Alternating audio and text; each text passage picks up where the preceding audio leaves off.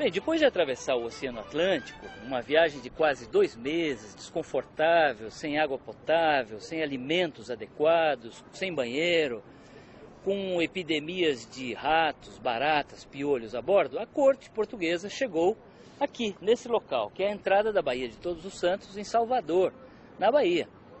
Foi nesse local que os navios portugueses despontaram em 22 de janeiro de 1808, e aos poucos eles foram se aproximando e estacionaram nessa região que fica hoje próxima ao Forte São Marcelo, uma construção militar do século XVII, erguida para proteger Salvador contra os ataques de corsários e piratas, e o atual Mercado Modelo. Curiosamente, não veio ninguém receber o príncipe regente e a família real portuguesa. Os baianos tinham informações muito vagas, tinham ouvido boatos de que a corte estava vindo para o Brasil, mas não tinham certeza disso. Então a única pessoa que apareceu para receber o Dom João foi o Conde da Ponte, que na época era o governador da Bahia. O Dom João ficou surpreso e falou: mas não vem ninguém de terra me receber? E o Conde respondeu: Majestade, só não veio porque eu pedi para que ficassem nas suas casas. Mas se o senhor ordenar, imediatamente a Bahia vem lhe prestar homenagem. E foi de fato isso que aconteceu. O Dom João permanece 5 semanas na Bahia. Aqui ele começa a transformar o Brasil. Ele toma uma medida importante, que foi a abertura dos portos. Pela primeira vez o Brasil estava livre para comercializar com as nações amigas, o que na prática era apenas a Inglaterra. Mas enfim, começa uma grande transformação.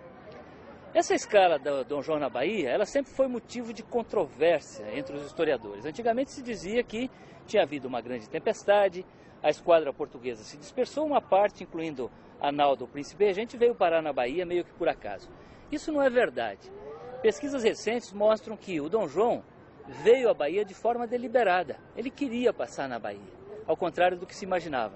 Por uma razão muito simples: a Bahia era uma província muito importante, tanto do ponto de vista político quanto econômico. A corte precisava de apoio de todo o Brasil. Então passar em Salvador, fazer um afago aos baianos, tomar decisões importantes aqui, mostrou um príncipe regente agindo de forma mais sábia, mais esperta, mais inteligente do que se imaginava.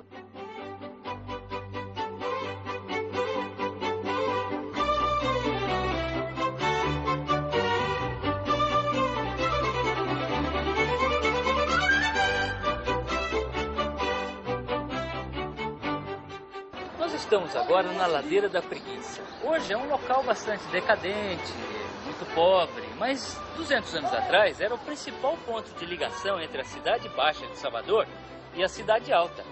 Era daqui que subiam os escravos, as mulas, os animais, levando mercadorias, mas também gente, pessoas que subiam em cadeiras, palanquins, sustentados por escravos, em direção à cidade alta.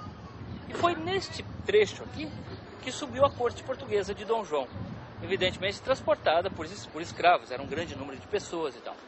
200 anos atrás, Salvador era a segunda maior cidade brasileira, tinha 40 mil habitantes. O Rio de Janeiro, que era a maior cidade, tinha 60 mil habitantes. Os baianos ainda eram muito influentes do ponto de vista político, ainda era uma capitania, uma província muito próspera, mas havia muita revolta no ar. Os baianos se ressentiam da mudança da capital para o Rio de Janeiro em 1763, na época depois da descoberta do ouro e do diamante em Minas Gerais. Então havia muita revolta no ar na Bahia, e um acontecimento importante, alguns anos antes da chegada da corte, em 1798, foi a Conjuração Baiana, também conhecida como a Revolta dos Alfaiates, em que houve uma grande rebelião em Salvador, e os baianos tentaram se separar de Portugal, declarar sua própria independência, como tinha feito o Tiradentes na Inconfidência Mineira. O Dom João sabia disso, ou seja, sabia que havia sinais de inconformismo na Bahia, e por isso que ele passa em Salvador, porque ele precisava do apoio de todos os baianos.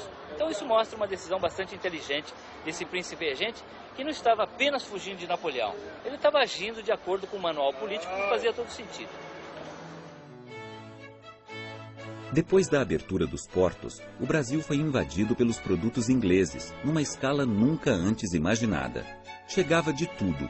Muitas coisas eram práticas e úteis, como tecidos de algodão, cordas, pregos, martelos, serrotes, fivelas de arreios e ferragens em geral. Mas havia também excentricidades, como patins de gelo e pesadas mantas de lã, que causavam espanto sob o calor úmido e abafado dos trópicos.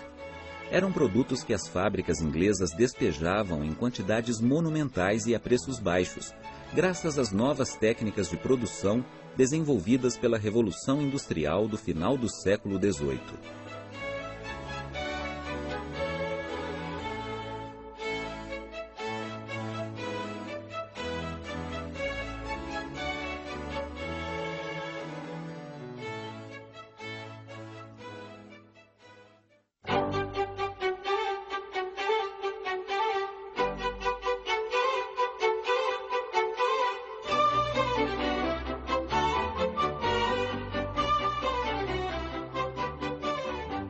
No dia 8 de março de 1808, o Rio de Janeiro amanheceu com sol, céu azul, algumas nuvens brancas no céu e um vento leve que soprava do oceano em direção ao continente. Essa descrição aparece nos relatos do padre Luiz Gonçalves dos Santos, que também era conhecido como Padre Perereca, porque ele tinha os olhos esbugalhados, uma complexão atarracada, e foi uma testemunha da chegada da corte ao Rio de Janeiro, depois de quase 100 dias de viagem entre Portugal e o Brasil, com uma escala de 5 semanas em Salvador. E este foi o local da chegada da corte, 200 anos atrás. Hoje é a atual Praça 15, no Rio de Janeiro, de onde partem as barcas que fazem a travessia da Baía da Guanabara em direção a Niterói.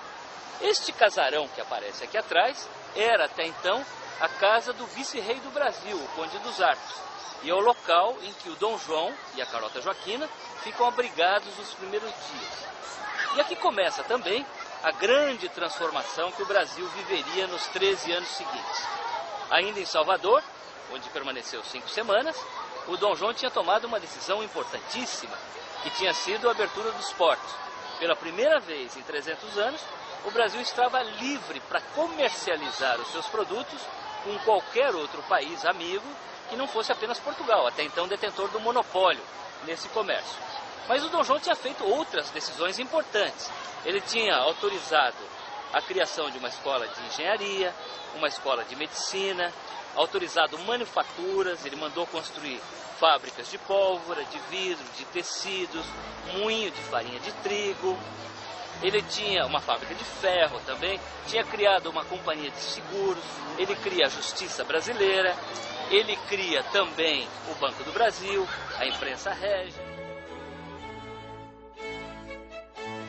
A corte chegou ao Brasil empobrecida, destituída e necessitada de tudo. Já estava falida quando deixara Lisboa, mas a situação se agravou no Rio de Janeiro. Dom João precisava do apoio financeiro e político da elite da colônia, rica em dinheiro, porém destituída de prestígio e refinamento. Para cativá-la, iniciou uma pródiga distribuição de honrarias e títulos de nobreza que se prolongaria até seu retorno a Portugal em 1821. Apenas nos seus 8 primeiros anos no Brasil, Dom João outorgou mais títulos de nobreza do que em todos os 300 anos anteriores da história da monarquia portuguesa.